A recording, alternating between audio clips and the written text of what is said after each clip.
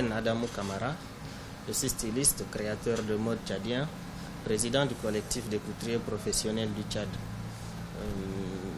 Je suis le propriétaire de la maison Kamara Création que j'ai fondée depuis 2002. Au niveau local, nous sommes les pionniers. Nous sommes en fait comme ces personnes-là qui essayent d'apporter tout le temps des touches nouvelles. Nous essayons en fait d'aller d'existant vers des touches nouvelles. Parfois, on essaie juste d'améliorer ce qui existe pour pouvoir lui donner une nouvelle vie. Donc, ce qui fait que quand les gens arrivent chez nous, ils sont toujours contents de découvrir quelque chose de nouveau. Ils sont toujours contents de dire que oui, enfin, ici au Tchad, on a des gens aussi qui travaillent, qui pensent et qui font en sorte que ça vit.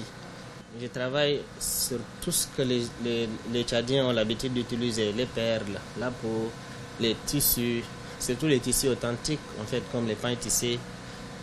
Mais mon style, en fait, que je fais en prêt-à-porter, je travaille beaucoup sur du super 100, sur du wax, sur du lin.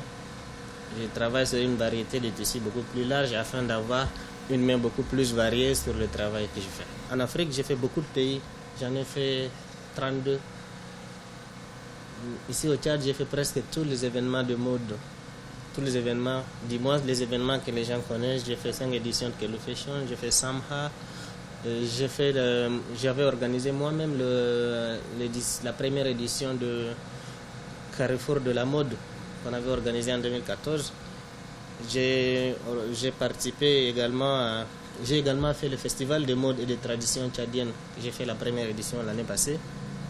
Donc j'ai fait également la nuit de création autour duquel on s'est réunis tous, c'est-à-dire tous les créateurs tchadiens pour pouvoir essayer d'évaluer un peu en fait quels sont les talents qui sont en train d'émerger et qu'est-ce que les Tchadiens peuvent proposer.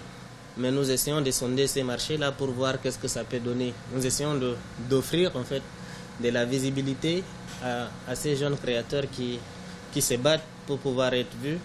Et nous essayons également de mettre à l'écran tous ces travaux de création que les gens ignorent et qui existent, même si c'est encore en phase de décollage et que nous sommes tous en phase d'investissement dans l'espoir que tout ceci puisse être visible d'ici peu.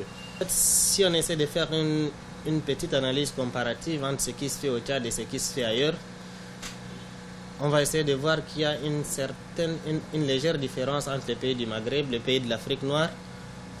Et au Tchad, nous sommes encore à la phase beaucoup plus élémentaire. Mais ça fait que nous avons un pays qui débute dans la mode et nous avons des jeunes en fait qui sortent de partout, pour la plupart qui apprennent sur l'État, mais qui veulent quand même intégrer ce monde de la mode.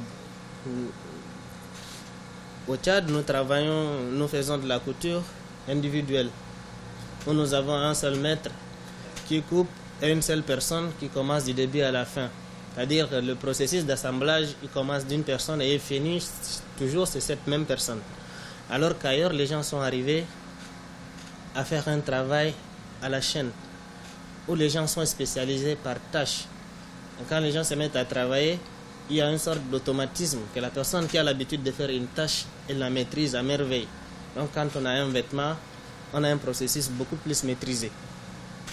Alors, mais dans la plupart des pays d'Afrique noire, ils n'ont pas réussi à quitter ce stade-là de travail individuel, où c'est juste une personne qui travaille du début à la fin, avec une personne qui coordonne. L'Association fédérale des stylistes et créateurs de mode africains.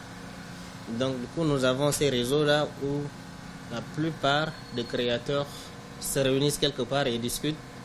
Le moyen le plus facile, c'est WhatsApp. On est là tout le temps connecté. On prend les grandes décisions et chaque année, on se retrouve dans un pays.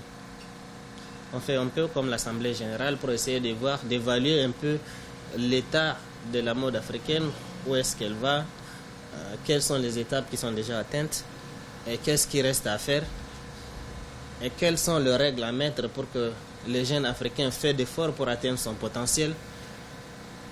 Qu'est-ce qu'il faut faire pour offrir en fait d'espace pour que les gens puissent vendre, que ce soit en ligne, que ce soit en physique.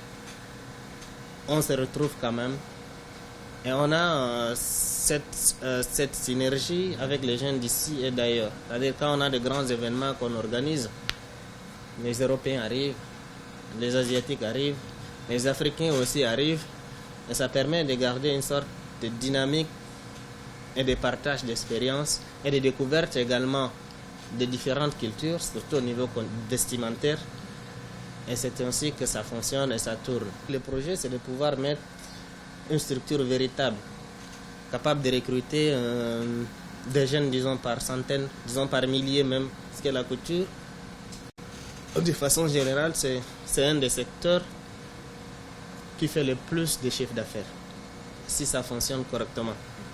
Parce que d'après les informations que nous avons ça et là en Europe, c'est un des secteurs qui, après l'automobile, fait le plus de chiffre d'affaires.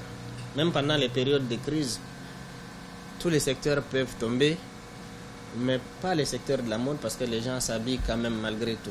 Et comme par réflexe, quand on se réveille le matin, la première des choses que nous avons à faire, c'est d'enfiler un vêtement. Ça peut être un caleçon, ça peut être un débardeur, ça peut être une chemise, mais on l'enfile quand même. Ça fait que ce secteur, il est toujours vivant. Donc le rêve est d'avoir une industrie véritable, capable de travailler et de produire par centaines, même par milliers, afin qu'on puisse exporter, c'est-à-dire les vêtements qui sont made in Tchad, mais de vrais vêtements.